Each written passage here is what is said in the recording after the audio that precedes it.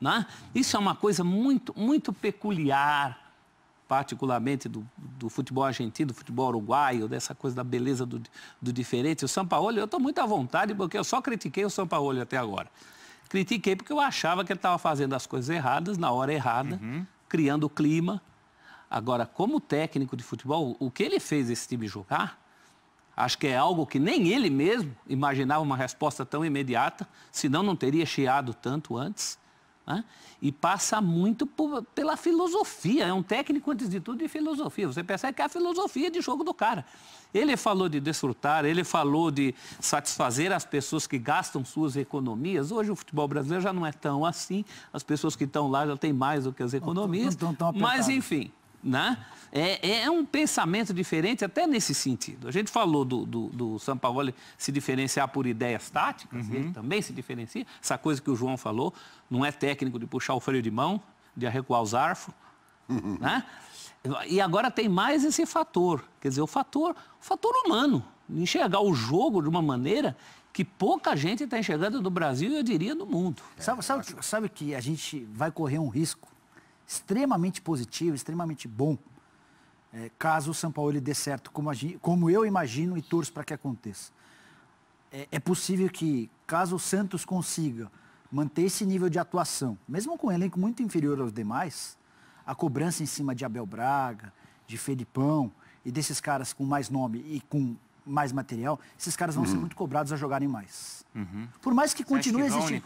Se o Sampaoli conseguir emplacar uma sequência boa de 6 meses de trabalho, Bruno, o mesmo torcedor resultadista, aquele que vai terminar o ano satisfeito se o time tiver levantado uma taça importante, esse vai falar, poxa, Essa conversa surgiu ontem no Linha de Passe, sobre o que esse tipo de jogo do Sampaoli, e considerando que ele continue a acontecer, sei lá, pode chegar amanhã, o Santos perder, jogar mal, tal, mas enfim, se o Santos tiver brilhos ao longo da temporada como esse, eu acho que primeiro vai incomodar os outros treinadores, no seguinte sentido: o primeiro cara incomodado foi aquele que ele esmigalhou no Clássico, que é o Jardine, que saiu do jogo absolutamente pressionado, diante do que não fez e diante do que o adversário fez, exatamente com o mesmo tempo.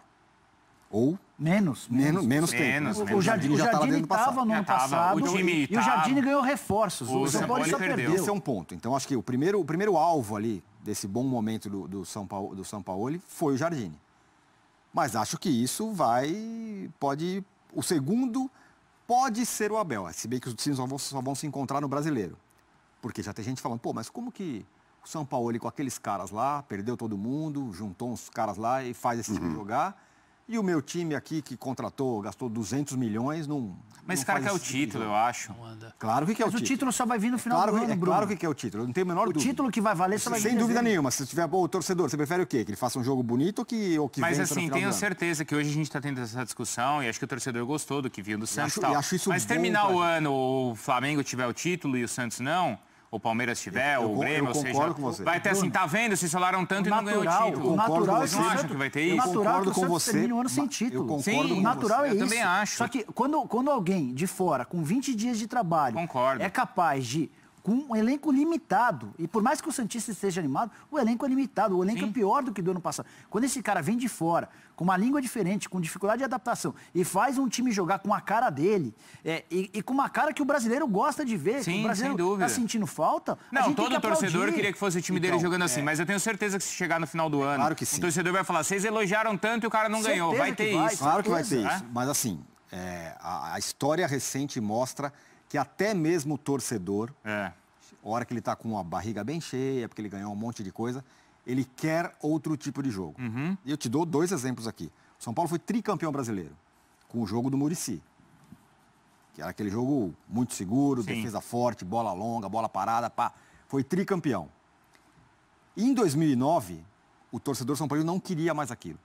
Mas hoje o São Paulino quer. É claro. Porque hoje ele está com a barriga sem vazia. Dúvida. Sim. E aí, aí vamos para os outros torcedores. O torcedor do Corinthians ganhou tudo. Ganhou Mundial, Libertadores, Brasileiro, tarará. Quando o Tite foi embora, naquele ano que ele só terminou o ano e o Mano entrou no lugar dele, mesmo que o Mano não era exatamente o cara que ia trazer outro tipo de jogo, já tinha o zum de queremos outro tipo de jogo para o Corinthians. O Tite já tinha. Então, se falar, o Tite mesmo se reciclou em função disso, já lembra? Tinha isso. Já tinha, era empatia. E isso é normal, é assim mesmo. O torcedor chega uma hora que, claro que ele quer ganhar. Se ele puder ganhar todo ano, ele vai adorar ganhar. Mas é o seguinte... Mas acontece que o Cruzeirense ele tá com a barriga cheia. O gremista, acho que ele já encontra as duas coisas, porque ele tem o título e tem o time jogando bem. O palmeirense, ele tá enchendo a barriga. Mas quem está passando fome ainda não tá pensando nisso. Claro que sim, claro. Não, o rubro-negro já está pensando, Bruno. Não, acho que não, ele quer o título. O rubro-negro já tá com uma pontinha de seu. O que você acha? Eu acho que há dois tipos de torcedor, no Brasil e no mundo. O cara que tem prazer de ver o time dele jogar bonito e o outro... que é uma coisa que a gente fala sempre aqui. Gravamos outro dia o Bola da Vez com o Mário Celso Petralha, do Atlético Paranaense, e ele falou que, para ele, torcedor brasileiro torce para a vitória do seu time. Exatamente isso. Que quando o time está mal, ele não está nem aí. E eu acho que é uma verdade em relação à grande maioria da torcida brasileira. Sim, verdade. O cara, né? Ele torce... para ganhar, ele quer a vitória, né? Ele não tem uma fidelidade, assim, ao clube, de apoiar. Eu acho que, tirando a torcida do Corinthians... A sociedade brasileira é um pouco assim. É um pouco assim. É um pouco assim. Mas se tem um... Ela quer estar ao lado... Até para esporte. Então, mas é tudo. Ele gosta do esporte que o brasileiro está vencendo. É o tênis do Guga, é a Fórmula 1 do Senna, Piquet, Emerson. É a ginástica. Quando não tem mais o Senna, quando não tem mais o Guga, quando o vôlei não está ganhando... Ele nem lembra que existem essas modalidades esportivas. Exatamente. Mas se existe um grande clube brasileiro em que o futebol bonito é bem-vindo e é cobrado, e o Jair Ventura, agora há pouco, teve que ouvir essa história do DNA ofensivo, se tem um clube em que o torcedor internamente valoriza também isso, eu acho que mais até do que os outros, é o Santos. Sem dúvida. O cruzeirense quer, o palmeirense quer, mas eles já passaram por processos com técnicos, como o Filipão e o Mano agora, que são técnicos que reeducaram, se é que isso é uma educação, mas mudaram um pouco a cabeça desse torcedor. O Santos nunca teve isso. O futebol bonito é bem-vindo. Você quer ver, em cima daquilo que a gente está dizendo aqui,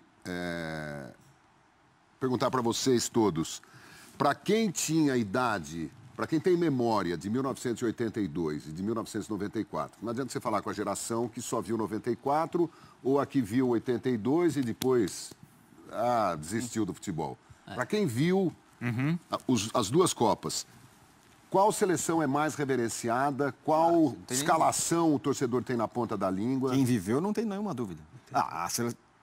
Digo por mim, a seleção de 82 formou a minha geração. Isso foi a seleção de 82 em diante que eu falei, eu gosto muito desse negócio de futebol. Foi a partir dali. Claro que eu gostava do meu time, tarará. Qual é o seu time, Tirone? Não posso revelar. Time que meu time é o Santo André, né? Mas eu acho que com a seleção a referência é outra. Mas é o futebol bonito. Isso sem dúvida, mas o torcedor quer ver o time dele ganhando. Sem dúvida. Acho que a primeira coisa é ver o time ganhando. Eu concordo, acho que no Santos a exigência é diferente. Mas com as outras equipes, a questão do jogar bonito é sempre o segundo passo. Mas vamos tentar... Mas o jogar bonito, na maioria das vezes, vai te dar resultado. Vai. Não é que sem dúvida. Uma coisa é oposta à outra. É que dá mais trabalho, bonito, João. Não ganha de ninguém. Dá muito mais trabalho, João. Para você marcar na frente, para você marcar pressão, você tem que ter uma consciência dos seus jogadores, tem que ter uma aplicação física muito maior, você tem que treinar de uma forma diferente. É muito mais fácil começar treinando a defesa. Vou arrumar um sistema defensivo, vou jogar por uma bola na transição. Vou esperar que o outro ataque e aí vou ocupar os espaços para... Destruir é sempre mais fácil que construir. Então, os times que jogam bonito na Europa geralmente ganham. Mas a preleção do São Paulo tem um ponto que eu acho relevante, que ele fala ali. Ele fala... que para as pessoas jogarem por esses caras aqui, porque esses caras estão aqui para verem vocês. Ele não fala, esses caras estão aqui para verem vocês ganhar. Não. Esses caras estão aqui para verem vocês se divertirem. Desfrutarem. Eu acho isso um ponto bem relevante. É um ponto bem relevante da preleção dele. Ele não está chegando lá e fala assim, nós vamos pegar e vamos ganhar desses caras na marra, de qualquer jeito. O importante é a gente sair daqui... com a vitória. Como a gente já viu em muita preleção. Que é a base das preleções pelo menos que a gente assiste no Brasil. Nós vamos deixar tudo no campo e vamos... Não que o time do São Paulo não deixou tudo no campo, muito pelo contrário. Se você comparar o jogo de um time e de outro, um time deixou tudo no campo e o outro não deixou nada. Isso sim. Mas acho que a preocupação dele é outra. E se você Se você consegue passar para o seu elenco, para os seus jogadores, essa consciência, nós estamos aqui porque esses caras vieram aqui para ver um jogo legal. Ganhar ou perder é do jogo. Esses caras vieram aqui para ver futebol. Sim. Mas ele não exclui também o resultado na medida em que ele fala, vamos tornar esse jogo insuportável para o São Paulo. Exatamente. Insuportável com a pressão do bom futebol. Isso. É o que o João falou, as coisas não são excludentes. Eu acho que essas preleções não deviam ser, o clube não devia revelar isso. Não, eu acho legal. Ele revela na vitória. Né? É legal. Não acontece nada. Não, é legal... nesse aspecto, pô, a gente gosta de ver e tal, mas eu acho que para o clube é contraproducente. Por quê, João? Por que você precisa saber o que o treinador adversário fala para os times? Não, a parte tática é certamente excluída. Por exemplo, a parte tática é certamente excluída. É legal. O Diego Souza tem essa dificuldade. Eu acho que é arma para o inimigo. Mas essa mas não, é depois. Né? Vocês viram... Não, mas vocês viram a... Não, agora, daqui para frente. Vocês viram o que o São Paulo falou para o time do Santos? Então, olha, nós vamos fazer que nem o São Paulo, aceitar essa... vamos sufocar, não vamos dar sossego. Mas mesmo que não tivesse, mesmo que essa preleção não tivesse vindo à tona, João, o adversário sabe que o time do São Paulo vai tentar marcar pressão o tempo inteiro. O Jardine disse na entrevista que tinha certeza que o jogo era esse. Só que ele foi surpreendido. Tanto que na metade do jogo ele pede pro Thiago Volpi começar a dar bicão. Acho que ele não fala, acho que o professor tocou no ponto assim, ele não fala eu prefiro perder, mas jogar bonito. Ele quer ganhar também. Ganhar fala, vamos fazer o jogo ser insuportável, mas é para se divertir. Esse ponto é bem relevante. É isso aí. Eu acho que esse ponto dá muito a medida do que foi o jogo de um time e de outro time. Acho que uma reflexão... Quando você fala assim, ó, a gente vai subir lá e vai ganhar, jogar bonito, lá, mas a gente vai transformar esse jogo num negócio insuportável para o rival, você passa um recado de que a gente vai ganhar esse jogo e vai ganhar esse jogo. O espanhol é tão legal, né? O espanhol não pede desculpa, pede perdão. Então, e assim, foi difícil, professor, se não tem a legenda ali, eu não tinha entendido nada. Não sei se os jogadores sentiram, acho que muito mais ali na emoção do cara, do Sampaoli, na vibração, porque ele não toma cuidado, sei lá, em falar um portunhol, ele se faz entender pela emoção. Muito mais do que pelas palavras. Vamos ver de novo, aí o Nicola vai destacar um ponto aí que ele quer chamar atenção no vídeo. Olha só para quem não viu.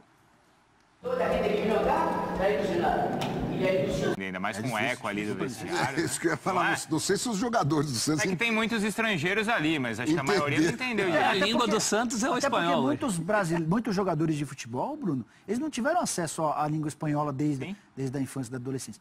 O que eu queria falar é exatamente sobre o Sampaoli. O professor tem alguns pontos de discordância em relação ao Sampaoli. Eu sou absolutamente a favor, mas eu acho que a gente precisa olhar pro Sampaoli com um tamanho diferente em relação aos nossos treinadores, com algumas exceções. Porque quantos são os casos, Bruno, de técnicos brasileiros que a gente vê baterem no exterior e falarem que estão fazendo estágio, depois de visitarem, assistirem a um treino e conversarem por 30 minutos com um, conversarem com outro. Qual exceção? O Felipão, por exemplo. O Felipão. Foi que hora cara que eu pensei. O Felipão, porque o Felipão disputou Copa do Mundo, disputou Copa... Tem carreira internacional. Eurocopa, esteve no Chelsea. Jogar na vida. Mas com exceção ao Felipão, Tirone, é assim, os caras vão lá e se vangloriam de terem passado 30 minutos conversando com o treinador. Esse cara aí, esse baixinho, careca, ele enfrentou Barcelona, Real Madrid, Atlético de Madrid. Você vai falar, mas ganhou o quê? Não ganhou o título de campeonato espanhol. Assim como é provável que o Santos também não ganhe títulos muito grandes nesse ano, porque há uma diferença financeira grande entre os clubes. Mas é um cara que estava habituado a todo final de semana enfrentar o Guardiola. Quando não estava enfrentando o Guardiola, estava enfrentando o Mourinho. Mas ele também não está no nível desses caras, né? Mas, Bruno, a comparação com os rivais dele hoje... Sim. É uma comparação dos caras que vão à Europa, fazem estágio. Se é que dá para chamar isso de estágio, de bater papo. Ele não batia papo, Bruno, ele enfrentava os caras. Ele não está no nível desses caras, por quê? Será que intelectualmente ele não está no nível? Eu nunca discuti o intelecto dele. Eu discuto as relações dele com o grupo, relações humanas, que inclusive foi o problema que ele teve agora na Argentina. Mas o grupo argentino também era um grupo cascudo. Né? Mas mesmo o começo dele no Santos me assustou, porque ele começou mexendo em coisas que eu achava que não tinha que mexer. O goleiro, falar que não sabia da situação. Mas, escuta, isso passou. Ô, Celso, o que ele mostra como técnico... Será que tudo que foi divulgado que ele falou mesmo? É que algumas coisas a gente ouviu dele, né? Sim. Algumas coisas é em coletiva dele falando. Essas é que me pegavam. Mas que ele ia embora... O desempenho, não, mas desempenho dele em campo é tão bom. Queixas, né? O desempenho dele nos 3 jogos, não só no Clássico. Aqui o Clássico ficou muito escancarado. Mesmo no amistoso contra o Corinthians. Sim, eu já foi, tinha foi gostado tão bom que dá a impressão que ele falou assim, deixa eu soltar uma granada aqui para explodir, fazer barulho, Tirone, enquanto isso eu vou trabalhando. Eu quero reforço, não, eu vou embora. Enquanto isso eu trabalho, os caras ficam falando desse negócio aí. O São Paulo é um cara extremamente intenso. Você olha pro banco de...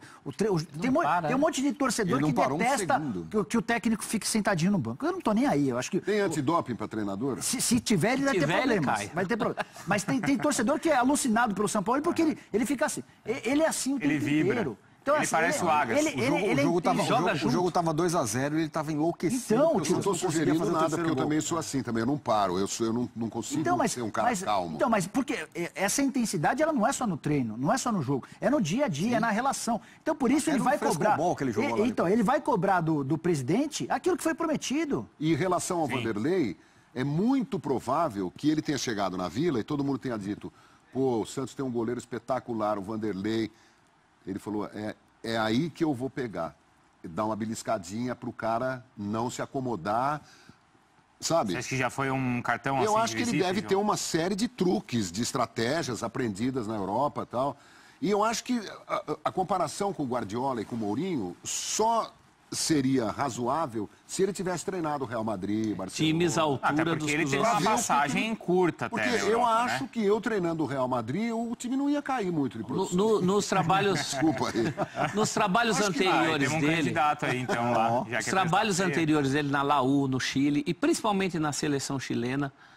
O Chile tem uma boa geração, mas houve outras boas gerações chilenas que ninguém fez o que ele fez.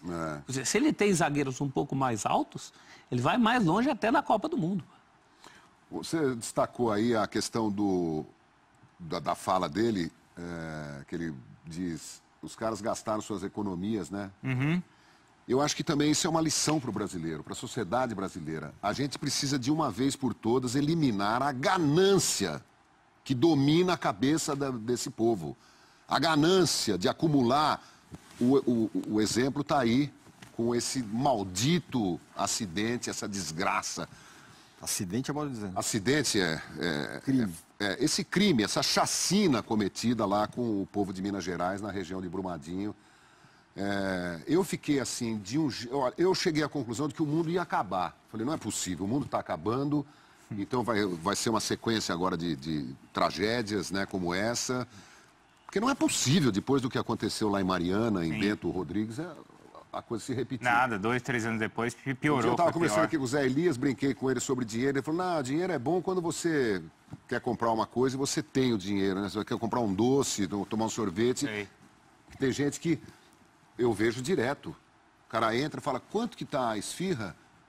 R$4,50. Ah, obrigado, vira as costas e vai embora. O cara não tem... Para cobrir.